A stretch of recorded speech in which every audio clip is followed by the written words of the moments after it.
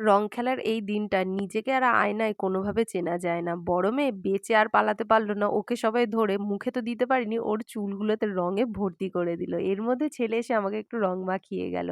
আর রং খেলা মানে special menu তো সবার বাড়ি থাকেই। আমাদের বাড়িও স্পেশাল, তবে একটু অন্যরকম। গেস করো তো এটা কি হতে পারে? মায়ের শেখানো সেই ছোটবেলার একটা শিক্ষা।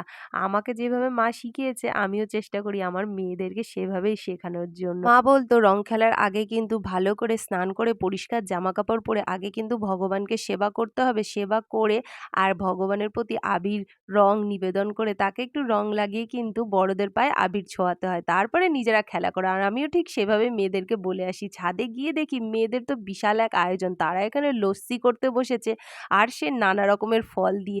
এইটা দেখে যেই নিচে গেছি পাড়ার দিদিরা অনেকক্ষণ ধরে ওরা দাঁড়িয়েছিল আমাকে রং মাখানোর জন্য। একটু পরেই দেখবে মুখের অবস্থাটা দেখো কি হয়েছে। রাধে রাধে।